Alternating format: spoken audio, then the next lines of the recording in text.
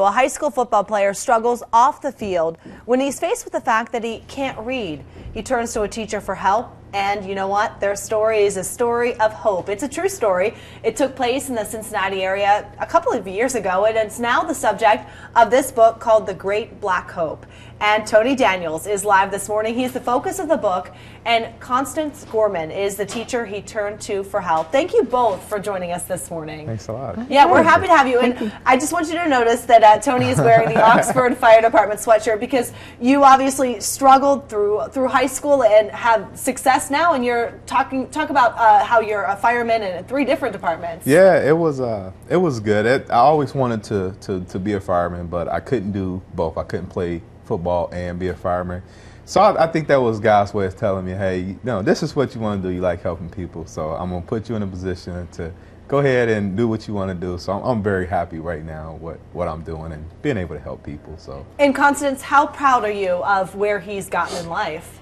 Well, you know, of course I'm very proud, mainly because it was such a journey. Initially when he came to me for help, I thought it would be a small project.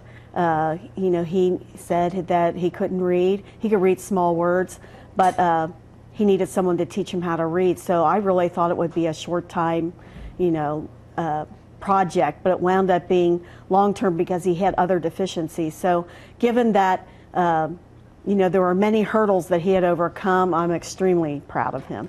And Tony, is it embarrassing for you to talk about at all? Not embarrassing. I enjoy it because I know it's helping people.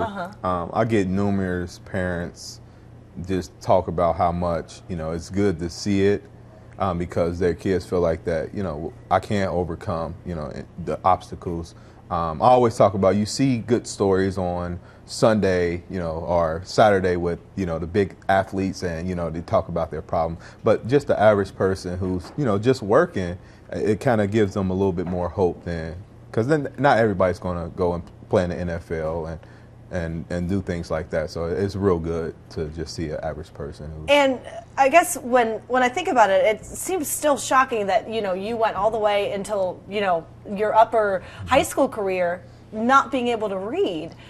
You know, I guess what made you take that next step, and you really kind of fell into a depression when you realized you might not graduate? Well, I kind of knew that it was going to be a hurdle, and I kind of just came to the fact and said, okay, I can't read now. I'm not going to pass proficiencies with intentions of trying to go to college and play college football. So I kind of came to terms and said, okay, it's time to get help, and that's what I did. And you know, at first, you know, when I first did, of course, I regretted, like, man, you know, now everybody's going to know that I can't read, and you know, I got some disabilities, but definitely came to terms with it, and it was the best decision I ever made.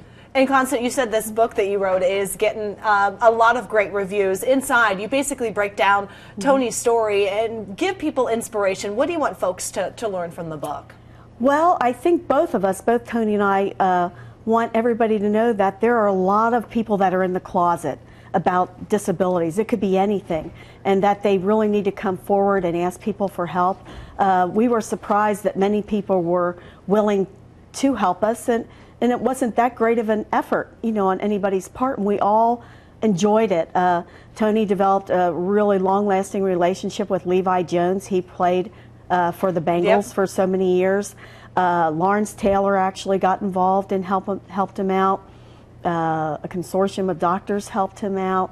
I mean, there were just a bunch of people that came together, and mainly because Tony was so hardworking that he was willing to meet everybody halfway, and I think that's why everybody was willing, you know, to do their part too. It wasn't a great effort. Everybody believes that it was such a gigantic problem, but really everybody just did what they could do within their reach, and now we have someone who's very successful. Yeah, he's a firefighter and doing awesome. Thank you so much for coming in and chatting with us, Tony and Constance. And for more on The Great Black Hope, just go to our website, fox45now.com, and click on Fox 45 in the morning.